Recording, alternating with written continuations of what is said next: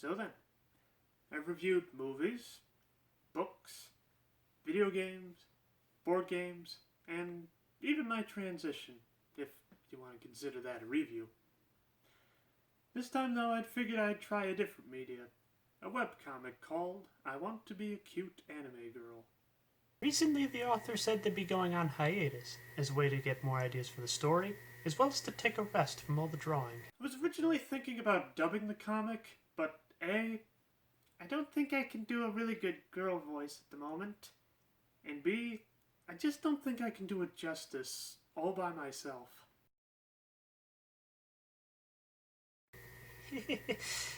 Hi, I'm Cheryl, Chloe and Chelsea's friend. Also, who's Sharon? I have no idea who he is. So I figured I'd do a review instead. So the first question you probably have is, how did you find this comic?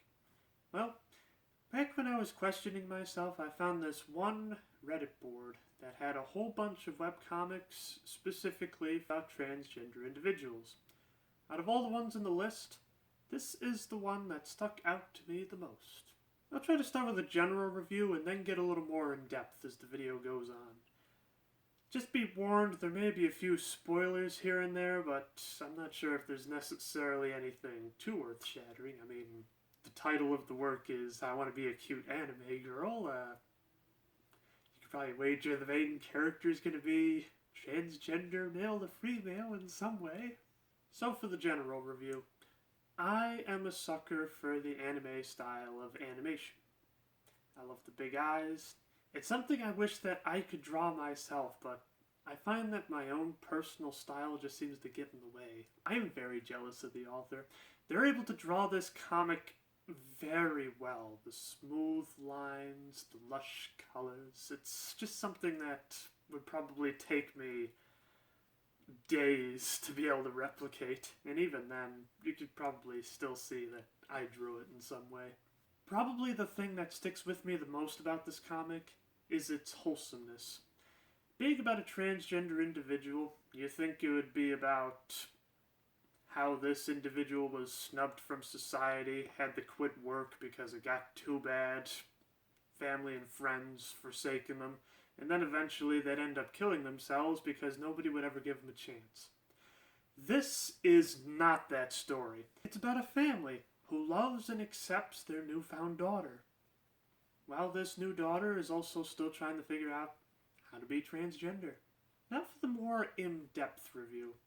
This is kind of the problem I'm going to run into a lot, is when referring to a transgender character, should I refer to them by their birth name or by their preferred name? I think maybe for now I'll just refer to them as their birth name, and then once they start showing more signs, more of them being themselves, then I'll refer to them as their preferred name. It's kind of like, say, if you're reviewing a comic book of Batman, for instance. It is very obvious when the character is Batman, and it's very obvious when the character is Bruce Wayne. They're both the same person, but yet there is a different personality and distinctness between the two. Sharon is looking through some old photos on his phone. He remarks how much he hates the way he looks. As a joke, her older sister Chelsea dresses him up as a girl. At first, Sharon is shocked, but then he starts to like it. The mother peeks in amazement, but quickly goes away. There is a fun scene here where his second older sister, Chloe, walks in on him being dolled up. She looks, and then just walks away. This reminds me of this one Seinfeld episode where Kramer kisses Jerry. George was about to come into his apartment, and then just walks away without a word. Sharon is able to catch up with Chloe, trying to explain the situation. She just brushes it off by saying, "You couldn't get a cute girlfriend, so you made yourself the cute girlfriend, right?" Obviously, this isn't the case, but Chloe is alright with this, though a little weirded out. While this is going on, his mother is trying to figure out how to handle this. She calls on the aid of Dad, who makes a really good dad joke. I love good dad jokes. However, the mom brings it back, revealing all her concerns. One of them being how he's so calm about this. He noticed signs years ago, but is only now just starting to put them together, being happy at being mistaken for a girl, always picking the female characters in video games, and being absolutely repulsed when looking in the mirror. I always get a little envious whenever people say that they played video games with their parents. Mine were either too busy or just had no interest at all in playing these things in the first place.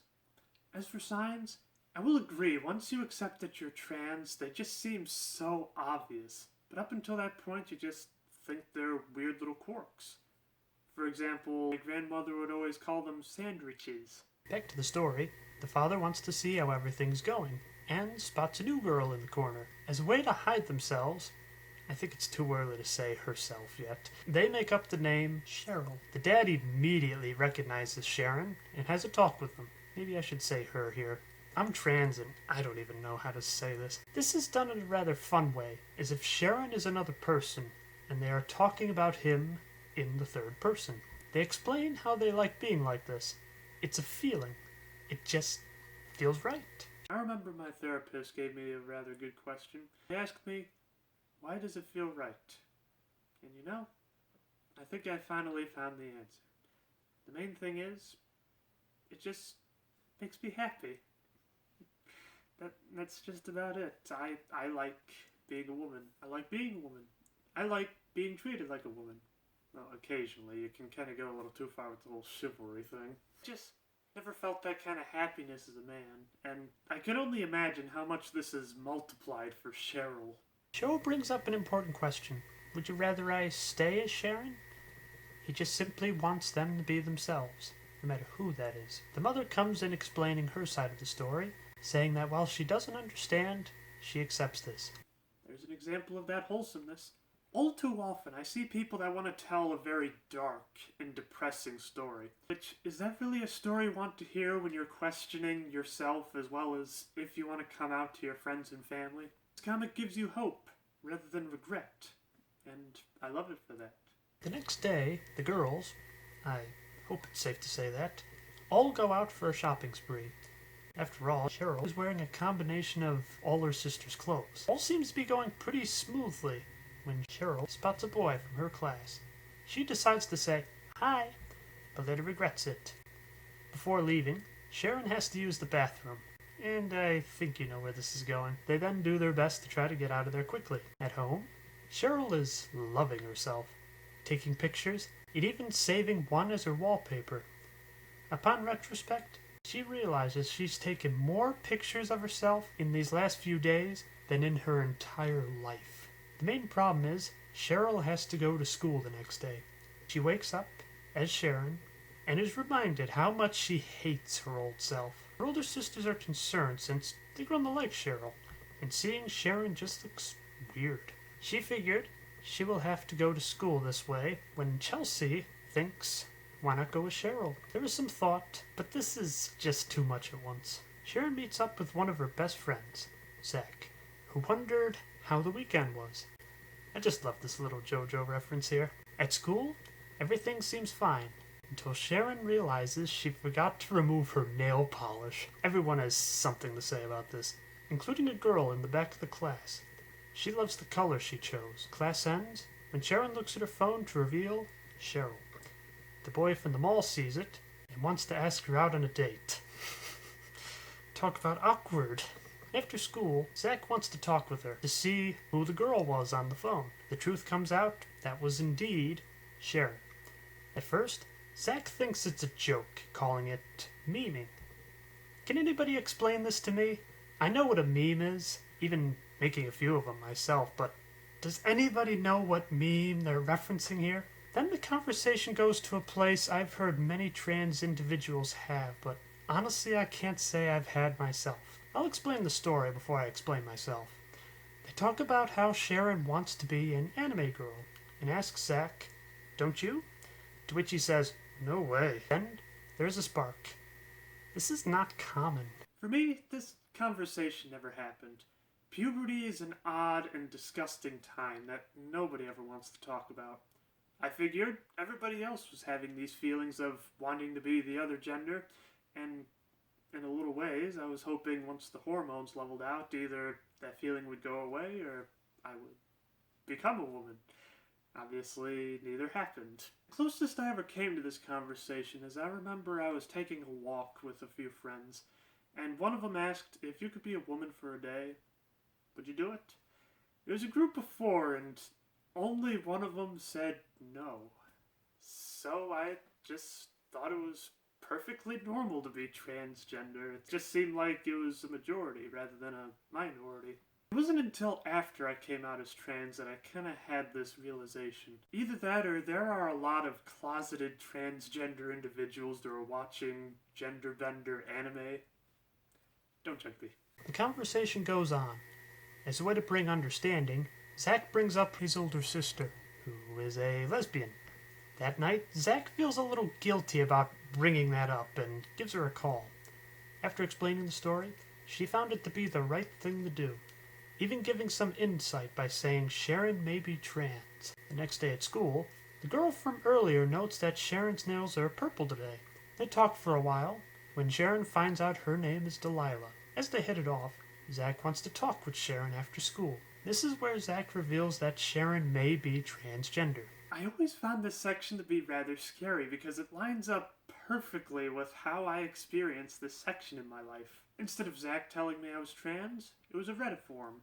I was still questioning myself, and, well, whenever you have a problem, I figure ask the experts. Sharon gets a little defensive about this accusation. I was very defensive at first as well, even losing sleep over it for the first few days or so. Stating that she wants to just be an anime girl, rather than a real one. To which Zack asks the real question. If you could choose between being a guy and being a girl, which would you choose? Which Sharon replies, girl. And then, it dawned on me. It's the end of the world. Which gender do I want to spend it as? To which I'm just like, a woman? Duh. But then the thinking kind of happened, and I'm like, wait a minute. I can't be trans. I like women. Like Zack, though, I realized that being a lesbian is a thing. Also, I just love this Phoenix Wright reference. And then, the final nail in the coffin. I had a meltdown, just like Sharon did as well. There are two major developments after this. The first is the sisters dress up Chloe, only to find that she hates it. They then proceed to talk about how they feel when they look in the mirror. At this point, it's obvious how Sharon felt. Chelsea feels great as is, while Chloe feels nothing. The second being the boy at the mall. He still wants to meet Cheryl, but she still doesn't know if she likes boys. This topic is also brought up to the sisters, and that's all that's been written. Now on to my speculation. I believe that Chloe is also transgender. During the section where they're all talking about how they feel in the mirror, I'm just kind of basing this off of personal experience. Before puberty hit, I was the same as Sharon. I wasn't necessarily disgusted at seeing myself in the mirror, but I just didn't recognize what that thing was looking back at me. Then after puberty hit, I was like Chloe. I wasn't necessarily happy with myself, but I didn't necessarily hate myself either. It was more just like, it could be a lot better, but it could be a lot worse. And now that I'm starting the transition, I'm starting to feel a bit more like Chelsea. Confident and even happy about looking at myself in the mirror. That's my personal theory anyway. As for Cheryl dating, I'm leaning more towards the idea that she is a lesbian. Throughout the conversations, you can kind of see a little bit of disgust in the idea of having a boyfriend as opposed to having a girlfriend. However, I guess she's probably going to go on the date with that one boy from the mall just to see what it's like. I have a feeling the secret will probably get out after that date, and this boy will just spread it all over the school. While it's going to be detrimental to her, she's going to realize who her best friends really are.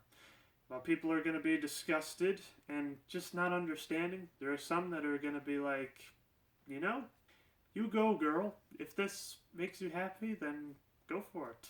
Or as a way to build up tension, Sharon can try to ask out Delilah, but before he's able to utter the words, that is when the secret spreads, and then chaos ensues. Or one other possibility I'm thinking of is perhaps Sharon will actually be able to ask out Delilah. Then it'll be revealed that Delilah will be trans. I don't know what it is. There is just something about this last panel here that just kind of implies that she wasn't necessarily a woman for all her life.